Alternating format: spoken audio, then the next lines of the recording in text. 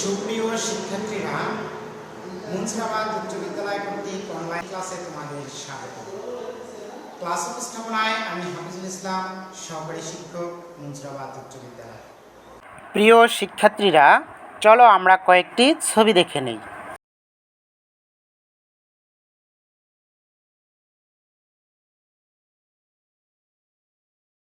ছবিতে তোমরা কি দেখতে পেলে?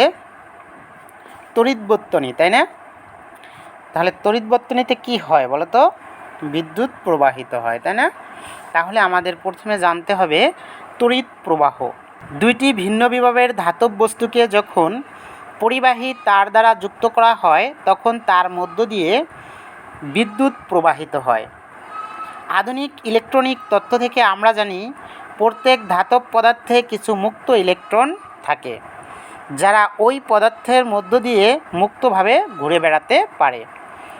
যখন দুইটি ভিন্ন বিভবের ধাতব বস্তুকে তার দ্বারা সংযুক্ত করা হয় তখন নিম্ন বিভব সম্পন্ন ধাতব বস্তু থেকে ঋণাত্মক আধানযুক্ত ইলেকট্রন উচ্চ বিভব সম্পন্ন ধাতব বস্তুর দিকে প্রবাহিত হয়।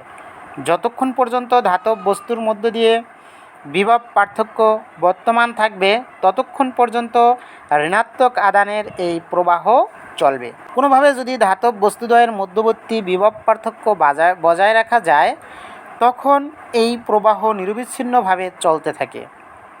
ঋণাত্মক আধান বা ইলেকট্রনের এই প্রবাহের জন্যই তড়িৎ বা বিদ্যুৎ প্রবাহিত হয়। মূলত কোনো পরিবাহীর যে কোনো প্রস্থচ্ছেদের মধ্য দিয়ে একক সময়ে যে পরিমাণ আধান প্রবাহিত হয় তাই হলো তড়িৎ প্রবাহ। প্রচলিত তড়িৎ প্রবাহের দিক ইলেকট্রনের বিপরীত দিকে হয়। তড়িৎ প্রবাহের একক হলো অ্যাম্পিয়ার। একে সাধারণত এ দ্বারা প্রকাশ করা হয়। তাহলে এবার আমরা জেনে নেব তড়িৎ বিভব পার্থক্য কী। প্রতি একক আধানকে তড়িৎ ক্ষেত্রের এক বিন্দু থেকে অন্য বিন্দুতে স্থানান্তর করতে সম্পন্ন কাজের পরিমাণ হলো ওই বিন্দুর তড়িৎ বিভব পার্থক্য। দুইটি বিন্দুর মধ্যে বিভব পার্থক্য না থাকলে তড়িৎ প্রবাহিত হবে না, মানে বিদ্যুৎ প্রবাহিত হবে না। ফলে কোনো আধান প্রবাহিত হবে না এবং কোনো কাজও সম্পন্ন হবে না। এবার আমরা জানব তড়িৎ প্রবাহের প্রকারভেদ। তড়িৎ প্রবাহ দুই প্রকার: অপর্যায়বৃত্ত প্রবাহ বা সমপ্রবাহ বা একমুখী প্রবাহ। আরেকটি হচ্ছে পর্যায়বৃত্ত প্রবাহ বা পরিবর্তিত প্রবাহ। এবার আমরা জেনে নেব অপর্যায়বৃত্ত বা একমুখী বা ডিসি প্রবাহ কাকে বলে বা কী। যখন সময়ের সাথে সাধারণত তড়িৎ প্রবাহের দিকের কোনো পরিবর্তন না ঘটে, অর্থাৎ যে তড়িৎ প্রবাহ সবসময় একই দিকে প্রবাহিত হয় সেই প্রবাহকে অপর্যায়বৃত্ত প্রবাহ বলে। তড়িৎ কোষ বা ব্যাটারি থেকে অপর্যায়বৃত্ত প্রবাহ পাওয়া যায়। আবার ডিসি জেনারেটরের সাহায্যেও এই তড়িৎ প্রবাহ উৎপন্ন করা যায়। এবার আমরা জেনে নেব পর্যায়বৃত্ত বা এসি প্রবাহ কী। যখন নির্দিষ্ট সময় পরপর তড়িৎ প্রবাহের দিক পরিবর্তিত হয় সেই তড়িৎ প্রবাহকে পর্যায়বৃত্ত প্রবাহ বলে।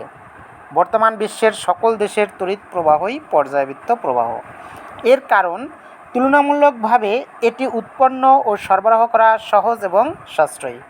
পর্যায়বৃত্ত প্রবাহের উৎস জেনারেটর বা ডায়নামো। দেশের বিভিন্ন বিদ্যুৎ উৎপাদন কেন্দ্রে জেনারেটরের সাহায্যে পর্যায়বৃত্ত প্রবাহ উৎপন্ন করা হয়। পর্যায়বৃত্ত প্রবাহের দিক পরিবর্তনের দেশভেদে ভিন্ন রকম হয়। যেমন বাংলাদেশে পর্যায়বৃত্ত প্রবাহ প্রতি সেকেন্ডে 50 বার এবং যুক্তরাষ্ট্রে প্রতি সেকেন্ডে 60 বার দিক পরিবর্তন করে। এবার হচ্ছে রোধ। রোধ কি? বিদ্যুৎ প্রবাহ তৈরি হয় ইলেকট্রন প্রবাহের জন্য। কোনো পরিবাহীর দুই প্রান্তের বিভব পার্থক্য থাকলেও এই প্রবাহ শুরু হয়। এক্ষেত্রে ইলেকট্রন নিম্ন বিভব থেকে উচ্চ বিভবের দিকে পরিবাহিত হয়। এই ইলেকট্রন স্রোত পরিবাহীর মধ্য দিয়ে চলার সময় পরিবাহীর অভ্যন্তরস্থ অণু পরমাণুর সাথে সংঘর্ষে লিপ্ত হয়, ফলে এর গতি বাধাপ্রাপ্ত হয় এবং বিদ্যুৎ প্রবাহ বিঘ্নিত হয়। পরিবাহীর এই বাধাদানকারী ধর্মই হলো রোধ। মূলত পরিবাহীর যে ধর্মের জন্য এর মধ্য দিয়ে বিদ্যুৎ প্রবাহ বা বিদ্যুৎ চলাচল বাধাগ্রস্ত হয় তাই হলো রোধ। রোধকে সাধারণত বড় হাতের আর দ্বারা প্রকাশ করা হয়। এখন প্রস্থচ্ছেদ, তারের প্রস্থচ্ছেদের ক্ষেত্রফল যদি বেশি হয় তাহলে রোধ কম হবে, আর তার যদি চিকন হয়, প্রস্থচ্ছেদের ক্ষেত্রফল যদি কম হয়, তখন তড়িৎ প্রবাহের বাধার সৃষ্টি হবে বেশি। আবার দেখো, একটা চিকন তার দিয়ে যদি তুমি বিদ্যুৎ প্রবাহ অনেক দূরে একটা লাইন নাও, মনে করো তুমি নিচে হচ্ছে বারান্দায় হচ্ছে তোমার ব্যাটারি, আর তুমি টেপ চালাইতেছো, রেডিও চালাইতেছো ঘরের ভিতরে। এখন এখানে চিকন তার দিয়ে যদি তুমি লাইন টানো, তাহলে তোমার বিদ্যুৎ অপচয় বেশি হবে, অল্প দিনেই তোমার ব্যাটারি শেষ হয়ে যাবে। আর যদি তুমি মোটা তার দিয়ে লাইন টানো, তাহলে এটা বেশি দিন চলবে, কারণ এখানে তড়িৎ অপচয় কম হবে। তাহলে রোধের বিষয়টা আশা করি তোমরা বুঝতে পেরেছো। মানে পরিবাহীর ক্ষেত্রফল যত বড় হবে, প্রবাহের বাধার পরিমাণটা তত কম হবে। আর এই বিদ্যুৎ প্রবাহের বাধার যে বাধাটাকেই আমরা রোধ বলে থাকি। সবাই ঘরে থাকবে, ঘরের বাইরে গেলে অবশ্যই মাস্ক পরিধান করবে এবং নিয়মিত অ্যাসাইনমেন্ট জমা দেবে। সবাইকে ধন্যবাদ।